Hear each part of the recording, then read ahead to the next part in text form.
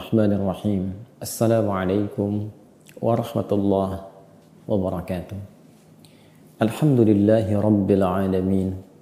Wassalatu wassalamu ala rasulillahil karim Sayyidina Muhammadin wa ala alihi wa sahbihi wa dhurriyyatihi wa ummatihi ila yaumiddin wa ba'd.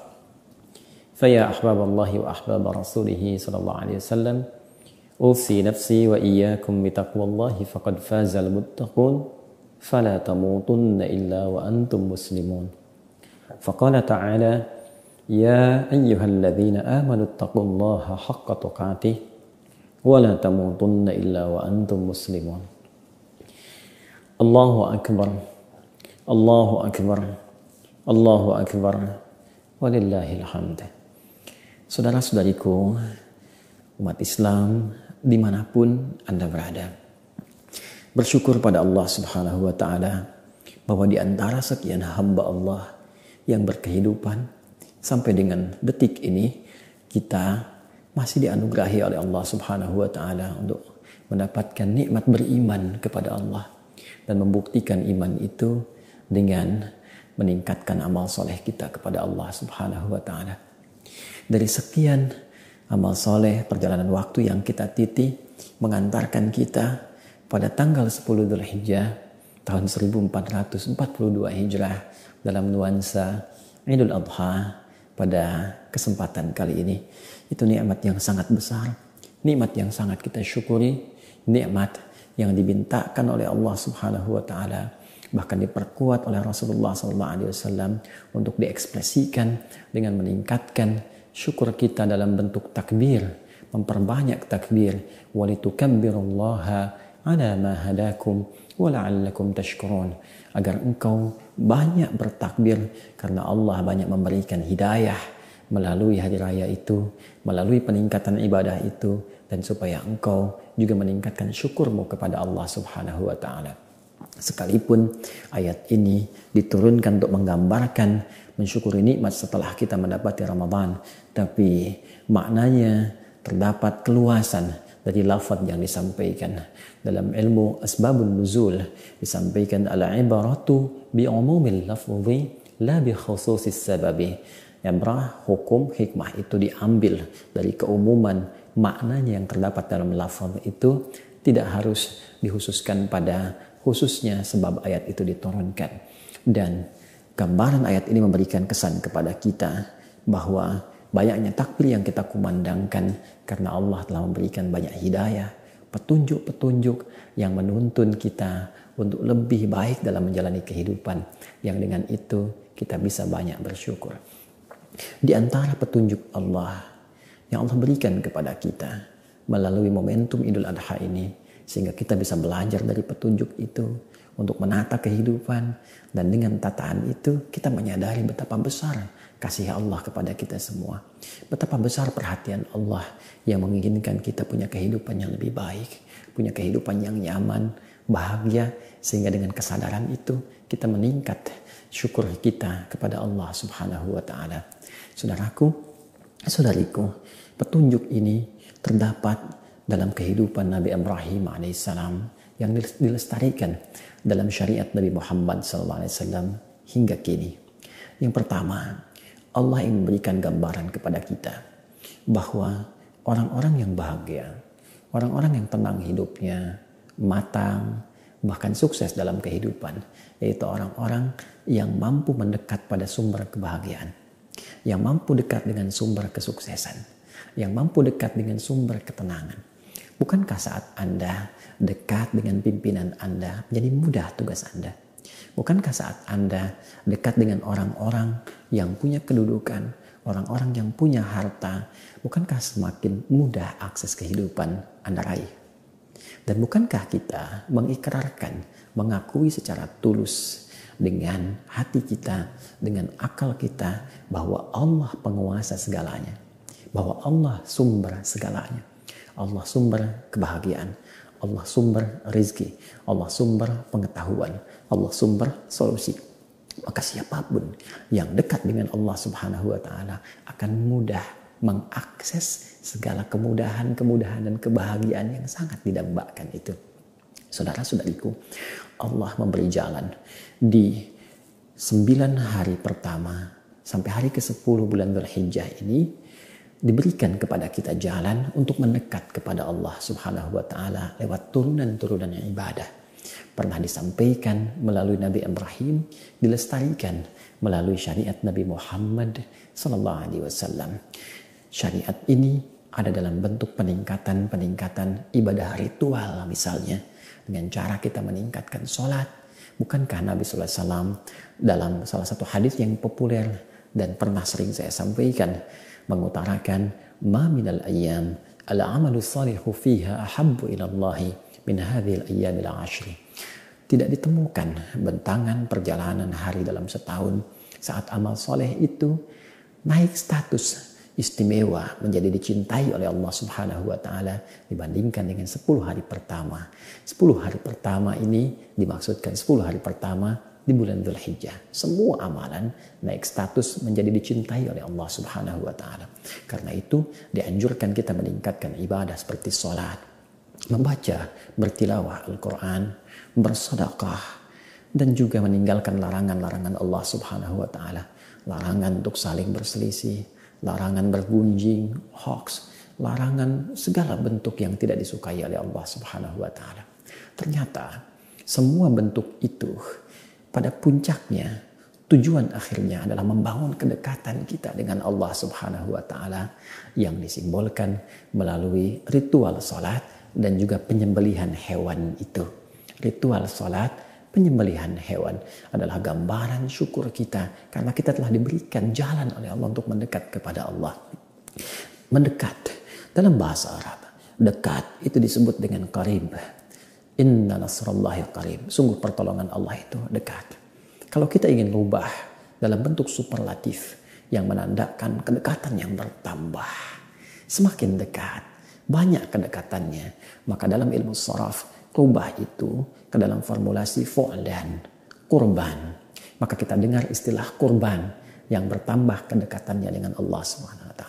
Saking banyak peningkatan kedekatannya. Karena itu orang-orang yang berhasil menunaikan ibadah di awal-awal bulan Dzulhijjah maka ditandai dengan penamaan kurban.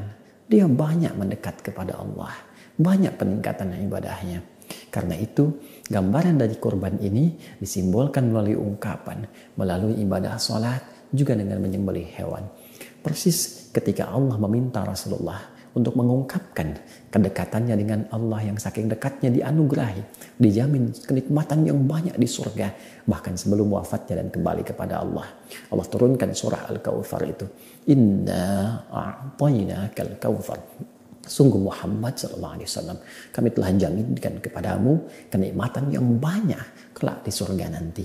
Fasalli, maka syukurilah kenikmatan yang telah kami jaminkan itu, surga yang telah kami tetapkan dengan meningkatkan salat, tunaikan salat, wanhar, dan sembelihlah hewan sebagai gambaran kedekatan dengan Allah Subhanahu wa taala dengan hewan yang telah ditentukan. Inna syani'aka huwal abtar. Sungguh orang-orang yang menentangmu, orang-orang yang tidak suka denganmu, tidak senang mengikuti syariatmu, maka terputus dari nilai-nilai kebaikan ini. Karena itu saudara-saudariku, alhamdulillah kita telah mencoba untuk berkorban. Kita ekspresikan dengan sholat 2 rakaat, kita ekspresikan dengan menyembelih hewan. Itu sebagai langkah pijakan awal bahwa kita punya komitmen mulai detik ini untuk semakin dekat dengan Allah. Karena itu melalui tausiah Idul Adha ini, saya ingin mengajak diri saya dan kita semua untuk berevaluasi dan menunaikan, memaksimalkan komitmen kita yang kita bangun sejak hari ini. Yang kita dendangkan, kita kemukakan dengan banyaknya takbir yang kita sampaikan kepada Allah sebagai komitmen kita, semangat kita untuk terus mendekat kepada Allah. Dengan cara, mari kita terus tingkatkan kebaikan-kebaikan amal soleh yang mampu kita pupuk. Baik ritual ataupun sosial, mulai hari ini tingkatkan sholatnya. Tingkatkan interaksi kita dengan Al-Quran. Tingkatkan sedekah kita. Tingkatkan semua amal baik yang penting dan bisa mampu kita lakukan. Berkata yang baik, amal soleh. Mendengar yang baik, amal soleh. Menatap yang baik, amal soleh. Pun meninggalkan segala yang dilarang, itu pun bagian paket dari amal soleh. Mulai hari ini tinggalkan perselisihan. Mulai hari ini tinggalkan kata-kata yang tidak pantas. Tinggalkan hoax, tinggalkan korupsi, tinggalkan pencurian, tinggalkan segala hal yang Allah tidak senangi dalam kehidupan. Maka itu akan mampu mendekatkan kita dengan Allah korban, dan dengan kedekatan itu maka segala nikmat yang didambakan berpotensi akan kita raih dengan cepat. Nikmat kebahagiaan, ketenangan, dan kebaikan dalam berkehidupan. Saudara-saudariku, tidak ada satu kesuksesan yang mudah untuk didapatkan. Tidak semudah membalikan telapak tangan. Semua harus punya tantangannya tersendiri. Semua ada jalannya. Bukankah Anda ingin menempuh perjalanan pun kadang-kadang berliku, kadang-kadang ada lubang, kadang-kadang ada genangan yang harus Anda lalui? Karena itulah dalam langkah berkorban, mendekat kepada Allah, Allah memberikan satu gambaran melalui perjuangan Nabi Ibrahim alaihissalam misalnya. Ketika Allah sampaikan sebagai isyarat kepada kita di Quran surah kedua Al-Baqarah di ayat 124 itu. Wa idh ibtala Ibrahim rabbuhu bikalimatin fa'atammahun. Dan ingatlah, pelajarilah, pahamilah, kita diminta oleh Allah mengingat ya bahwa untuk sukses itu ingat ini. Ingat, para nabi dulu pun ketika mereka sukses menjadi Khalilullah, orang yang sangat dikasihi oleh Allah, Habibullah, orang yang sangat dicintai oleh Allah Subhanahu wa taala. Apakah semudah itu dikasihi, dicintai Allah? Tidak. Wa idh ibtala Ibrahim. Allah menguji Nabi Ibrahim alaihissalam yang bergelar Khalilullah itu, yang bergelar Abul Anbiya itu, bapaknya para nabi, yang sangat dikasihi oleh Allah Subhanahu wa taala, dicintai oleh Allah Subhanahu wa taala. Apakah mudah mendapat itu? Tidak. Kata Allah, kami uji. Kata Allah, diberikan ujian-ujian yang berliku. Terpisah dengan anak yang dikasihi. Harus diuji dengan menyembelih anaknya. Walaupun kemudian sukses semua itu diganti oleh Allah dengan hewan sembelihan yang diteruskan syariatnya sampai kepada kita. Tapi ujian itu tidak sirna. Ada ujian di rumah tangga. Ada ujian secara sosial. Ada ujian dalam berkehidupan. Singkatnya, semua kesuksesan mesti dititi lewat jalan. Dan semua jalan itu ditempa untuk semakin menguatkan diri kita sehingga mampu mencapai kesuksesan-kesuksesan baru yang lebih besar di masa depan. Bukankah anak SD kalau ingin masuk SMP harus melewati ujian dulu? Bukankah SMP masuk SMA harus melewati ujian dulu? Demikian seterusnya. Semua orang sukses melewati ujian-ujian yang menempa diri sehingga menjadi lebih baik lagi. Saya kira dalam kesempatan kali ini kita pun banyak diuji dengan situasi pandemi. Ada ujian di pekerjaan, ujian di rumah tangga, ujian dalam kehidupan sosial, ujian dalam kehidupan berbangsa, bernegara. Semakin banyak ujian, maka semakin tampak tantangan di hadapan kita. Bahwa kita ini diharapkan, bahkan dimintakan oleh Allah Subhanahu wa taala menjadi lebih hebat, lebih kuat, lebih besar untuk ke depan. Karena tidak ada orang hebat yang diuji dengan ujian kecil. Tidak ada orang-orang besar yang diuji dengan sesuatu yang kecil. Maka saya berharap kita semua bisa saling bersinergi. Kita bersatu mengatasi ujian-ujian kehidupan yang tengah kita hadapi saat ini.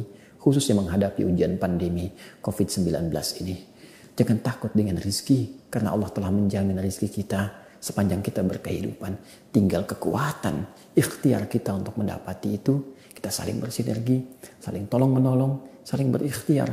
Sehingga dengan itu kemudahan bisa diraih. Saudara-saudariku, jangan takut dengan segala yang telah Allah tetapkan sepanjang kita mau mengikuti tuntunan Allah untuk menyelesaikan itu. Terkadang ujian menjadi sulit bukan karena kesulitan ujiannya, tapi karena menjauhnya kita dari jalan yang telah Allah tunjukkan. Karena kita tidak tergerak untuk menggali petunjuk-petunjuk Allah untuk mendapatkan solusi dalam mengatasi ujian-ujian itu. Maka saya mengajak, mari bertobat. Mari bertobat. Mari bertobat. Mari kembali kepada Allah Subhanahu wa taala. Mari kita ikuti petunjuk-petunjuk itu untuk mengentaskan segala hal yang kita hadapi, yang dengan itu kita bisa mendapatkan segala kebahagiaan yang kita nantikan. Semoga bermanfaat, semoga menumbuhkan kedekatan kita dengan Allah, dan semoga segala kebahagiaan, segala kenikmatan, segala ketenangan yang kita dambakan Allah segerakan untuk kita raih. Dengan ini saya mengucapkan taqabbalallahu minna wa minkum wa kullu amin wa antum bi khair. Selamat mendapati Idul Adha di tahun ini. Semoga semakin dekat dengan Allah. Semoga diterima amal ibadah kita. Semoga dijaga setiap tahun dalam kebaikan. Pun demikian, saya menyampaikan permohonan maaf. Saya mengakui seorang insan yang banyak khilaf. Barangkali dalam sekian tausiah, sikap, sifat, selama ini saya berinteraksi baik di media sosial ataupun dalam berkehidupan langsung, tentunya akan ditemukan banyak kekurangan yang menunjukkan bahwa saya memang manusia. Karena itu dengan segala kerendahan hati saya memohon maaf dan juga mewakili keluarga, baik keluarga kecil kami ataupun keluarga besar di Quantum Akhir Institute, menyampaikan permohonan maaf yang sebesar-besarnya. Semoga Anda mampu memaafkan sebagaimana Allah pun memiliki sifat maaf, maha mengampuni, dan mudah-mudahan dengan semua kelapangan yang kita dapatkan Allah berkenan mengampulkan dan Allah berkenan mengumpulkan kita kembali di akhirat kelak bersama Rasulullah sallallahu alaihi wasallam dalam surganya yang terindah. Allahumma taqabbal minna ya Allah, innaka antas sami'ul alim wa tub alaina innaka antat tawwabur rahim. Rabbana atina fid dunya hasanah wa fil akhirati hasanah wa qina adzabannar. Bifadlika subhana rabbika rabbil izzati amma yasifun. Wassalamun alal mursalin.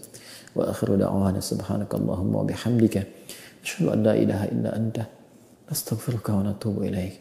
Walhamdulillahi rabbil alamin. Assalamualaikum warahmatullahi wabarakatuh.